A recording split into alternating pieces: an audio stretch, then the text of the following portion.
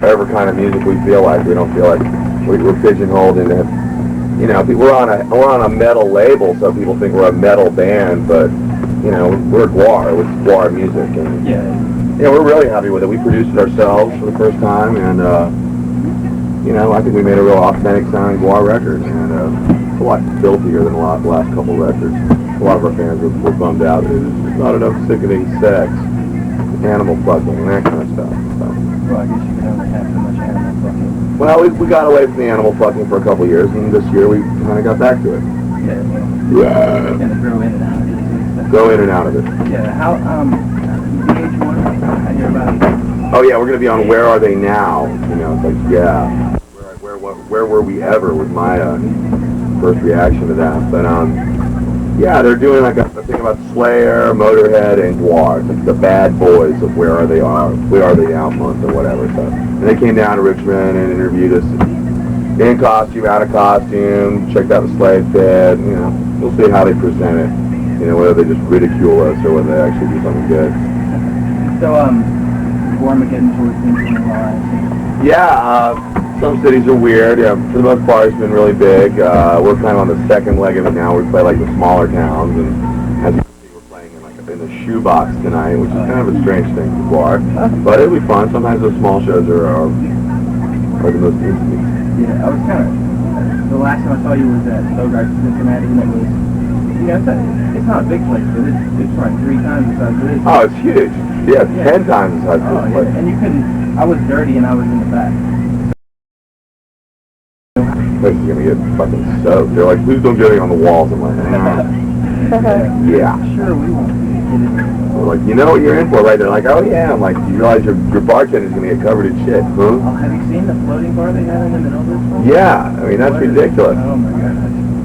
Yeah, but this is your last date for a month. I saw on your site is that current or you? This tonight?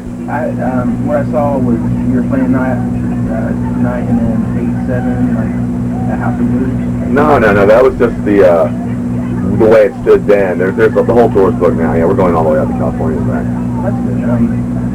So what about future plans? Well, God, we got tons of shit. We tour U.S., then we go home. We start working on a video project for about 2 months. Then we go back out. We go all over Canada. Then we go out to the West Coast again and do a Halloween tour out there. Then we go to Europe, and then we finally get to stay home for a little while and recuperate. So yeah, we're booked all the way through to the end of the year into 2000. So we're busy little barbarians right now. That's great. So how is the traffic issue? Oh, rampant as ever. Yeah. And the match. Well, yeah, I mean, the whole theme this year is GWAR is trying to, like, of course, escape Earth, and they're doing it with this weird, like, alien artifact. They can assemble it, it'll summon the master. If they can kick his ass, they can escape Earth once in a while. Blah, blah, blah, blah, blah. And aiding them in this idiotic quest is this new character we have named Sorta, and he's kind of like the Yoda kind of character, except he has a scrotum for a face. And, so, you know, it's utterly ridiculous. It's just enough of a plot that your average GWAR fan can latch onto it.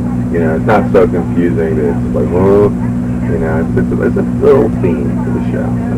What's the stage show like now? Huh? What's the stage show like now?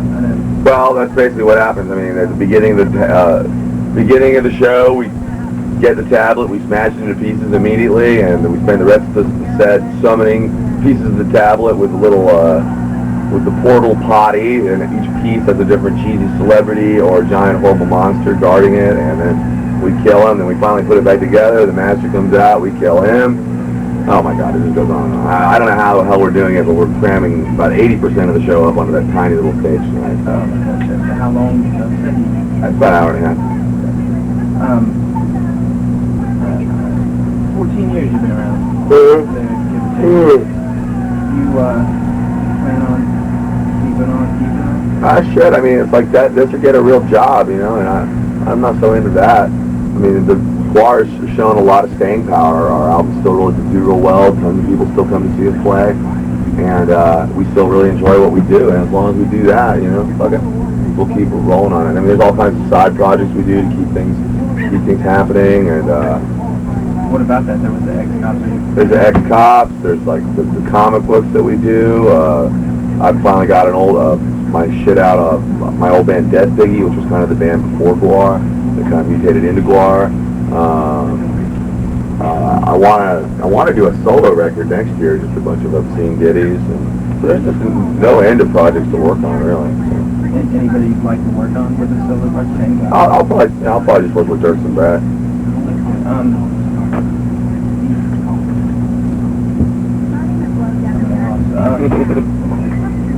Well, so you got a lot of lately, more than the last few years, a lot of kind of attention from the whole thing. It kind of was bad attention, and can't say, well, they're a bad influence.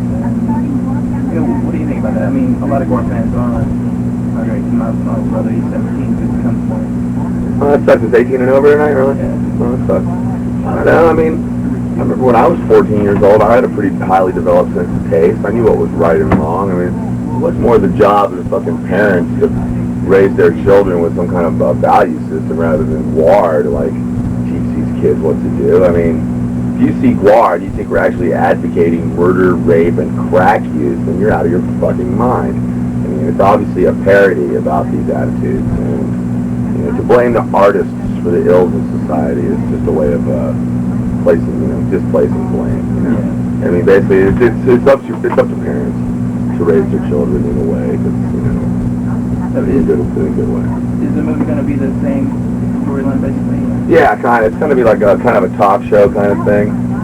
Sleazy P. Martini's talk show. It's either going to be that kind of thing, or we were thinking of doing like almost like a retrospect thing called like like GWAR, this is your life, and GWAR comes on the show like, GWAR, this is your life, and we go back through all really ancient footage and old TV appearances all the way up to the present day, kind of like a, best of kind of thing. So I don't know. We're not really sure what we're going to do yet. We're trying to work it out while we're on the road and getting to work on it. I guess, are you writing any new material? I guess that's kind of... Yeah, we write new songs all the time. I mean, they just kind of come out of you naturally. Yeah. I'll just start humming a little bitty, and next thing you know, it's on GWAR. Is there anything you would like to say to your fans? Just keep up the support. I mean, as long as people keep up their rabid devotion to GWAR, we'll keep giving you guys the sick shit that you created. So support your local GWAR.